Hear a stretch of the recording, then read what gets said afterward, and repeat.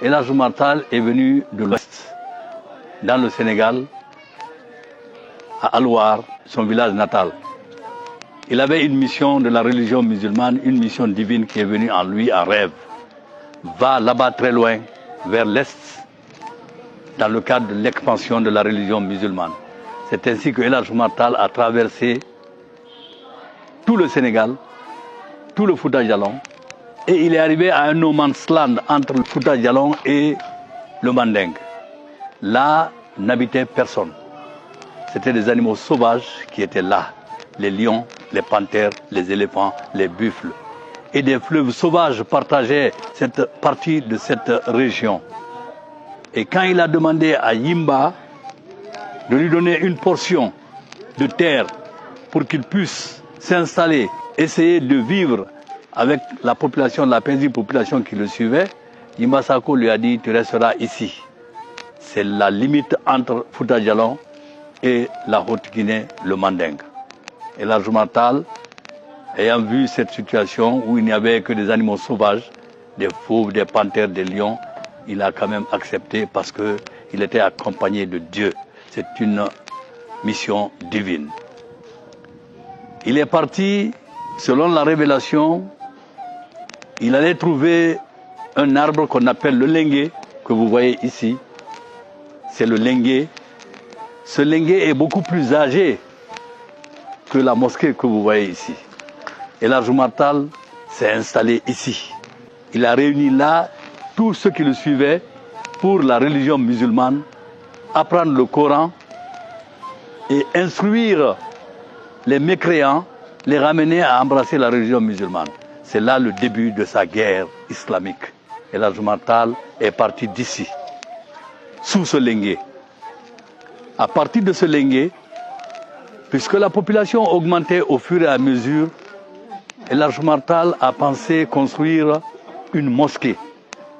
Il a construit la toute première mosquée, elle était en paille. Qu'est-ce qu'il fallait faire?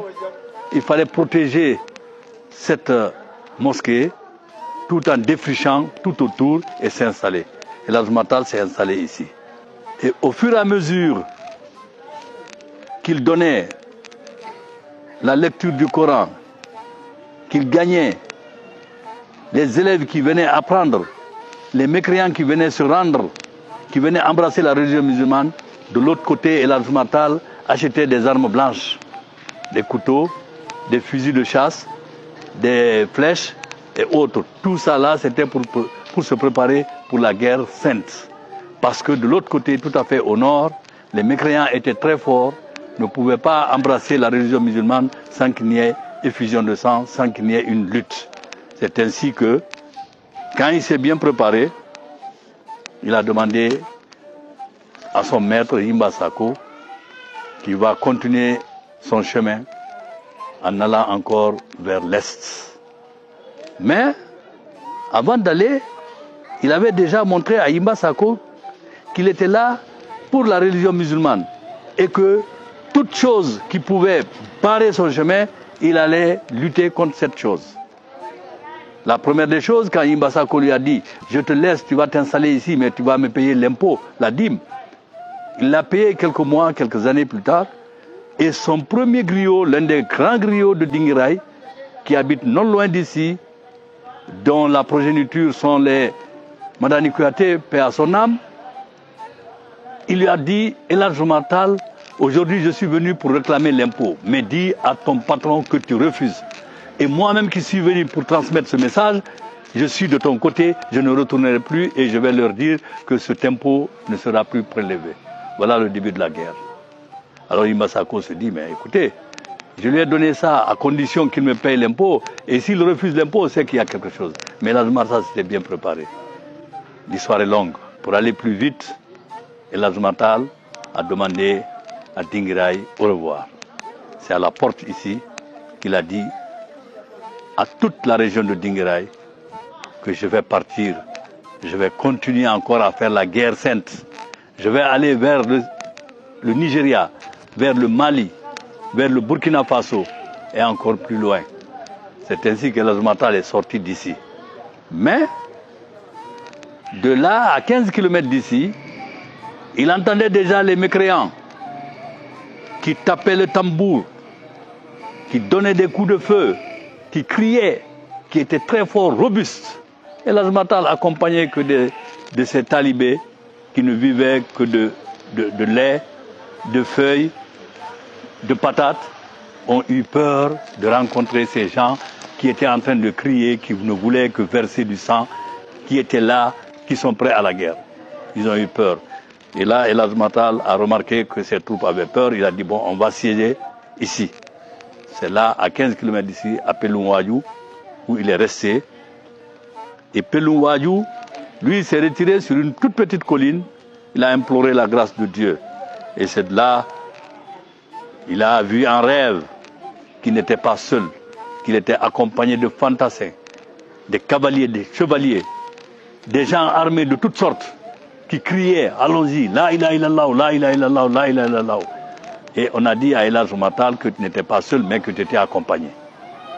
Ainsi dit, ainsi fut fait. Mais quel était le sacrifice de ça pour gagner les mécréants?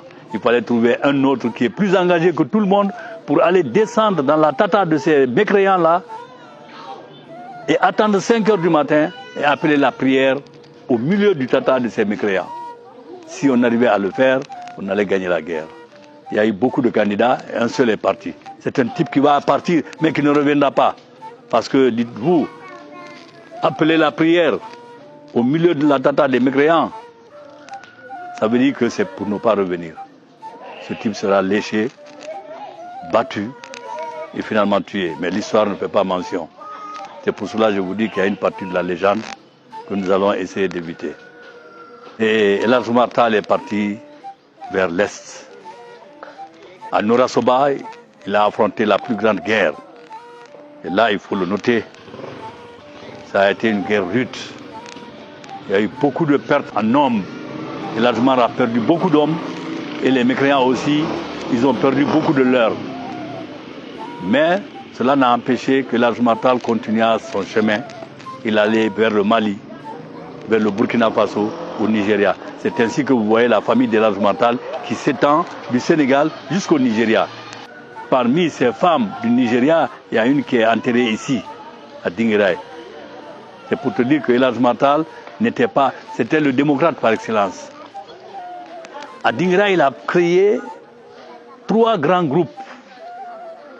Le Toro, le Yirla et le Nguenar. Ces 3 grands groupes, dans le premier groupe Toro, Yirla, Nguenar, il y a les Malinké, il y a les Toucouleurs, il y a les Peuls et il y a même les passagers. Si vous avez un étranger qui habite chez vous, vous êtes Yirla, automatiquement votre passager était Yirla. Si vous avez un étranger qui est chez vous et vous êtes Nguenar, automatiquement cet étranger aussi était Nguenar. C'est ainsi donc qu'on trouvait dans Nguenar, dans Yirla, dans Toro, les Malinké, les Peuls, les Toucouleurs. Malinké, Peul, Toucouleur. Malinké, Peul, Toucouleur. Et il semblerait qu'il aurait demandé à toute personne de se marier à 3 femmes. Une Peul, une Toucouleur et une Malinké pour éviter la guerre. Parce que si vous vous mariez à 3 femmes, il va sans dire que tous ces enfants de ces 3 femmes-là sont des frères et des sœurs. Ils ne pourront jamais se faire la guerre. Donc l'ethnocentrisme n'existera pas. La femme, les enfants du Malinké, de la femme Malinké se côtoient avec les enfants de la femme Toucouleur, de la femme Toucouleur aussi la femme Peul, donc il n'y a pratiquement pas de guerre. Elhadji Matal a eu cette diplomatie pour arriver à dominer les tensions des populations. Elhadji Matal a vécu à Dinguiraye, il a fait 7 ans à Dinguiraye. C'est le seul lieu où il a séjourné plus longtemps que possible. C'est pour cela que si vous voulez l'histoire d'Elhadji Matal, si vous ne passez pas à Dinguiraye, il y aura une tare dans l'histoire d'Elhadji Matal. Si on avait le temps, on allait faire le tour de Dinguiraye. On allait vous montrer quelque part où il n'y avait que des forges. Là où on forgeait les fusils, les fusils, les couteaux, les armes blanches et les flèches que Elhadji Matal utilisait pour la guerre. Vous allez voir les puits, les sources d'eau qui sont là, qui n'ont pas attari encore, que Elhadji Matal a donné à la population avant de partir. Parce qu'avant de partir, la population se plaignait.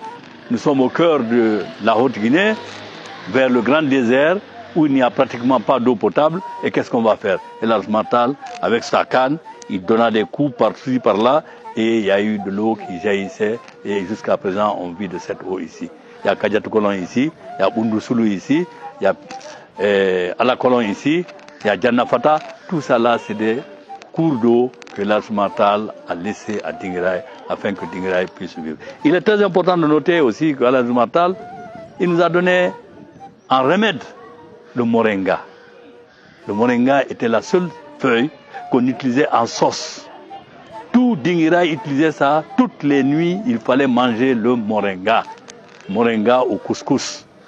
Et je vois aujourd'hui que le moringa est tellement apprécié et que ses vertus sont tellement immenses que l'Azmatal le savait avant même que Dinguiraye ne l'utilise. Nous, on a vécu tout notre temps ici, toutes les nuits, la sauce, c'est la sauce de moringa. L'histoire de l'Azmatal, elle est immense. Je ne peux raconter que ce que j'ai entendu. Parmi ce que j'ai dit, il y a de la légende. Parmi ce que je viens de vous dire, il y a l'histoire vraie. Pour dire que le Lengué, c'est vrai. Pour dire que la mosquée, elle est vraie. Cette mosquée était en paille. Cette mosquée, on a eu peur finalement avec la sécheresse, avec les intempéries, couverte de paille, les feux de brousse pouvaient brûler cette mosquée d'un moment à l'autre. Mais, par la grâce de Dieu, par la prière de l'Azmatal, ce fait ne s'est jamais manifesté à Dinguiraye. La mosquée de Dinguiraye n'a jamais pris feu. Mais au fur et à mesure que le développement arrivait, les Dinguiraïkas ont demandé à ce qu'on fasse une rénovation de cette mosquée. Le président Ahmed Sékou Touré a voulu faire la rénovation, mais en déplaçant la mosquée. Et les parents de Dinguiraye, les notables, ont refusé qu'on déplace la mosquée et qu'on l'amène ailleurs. La trace où El Hadj Oumar Tall a posé sa première pierre, c'est sur cette trace-là que nous allons faire cette mosquée. On n'a pas voulu bouger. Nous sommes restés ici, bras de fer. Finalement, Sékou Touré est mort, on n'a pas terminé. C'est ce que vous voyez de l'autre côté là-bas. Et puis après est venu Lansana Conté. Lansana Conté a accepté la rénovation de la mosquée de Dinguiraye. Vous la voyez aujourd'hui. Elle est couverte de sorte que vous croyez que c'est de la paille. C'est un architecte de Dinguiraye, Aladji Mamadou Sissoko, qui a voulu montrer à Dinguiraye que la mosquée de Dinguiraye était toujours là. Elle a sa rotondité comme ça, comme vous voyez. Et encore les plaquettes qu'il a mises ici ont la couleur de la paille. Donc pour les parents, notre mosquée est là encore, toute couverte de paille et à la même première pierre de l'Azmatal.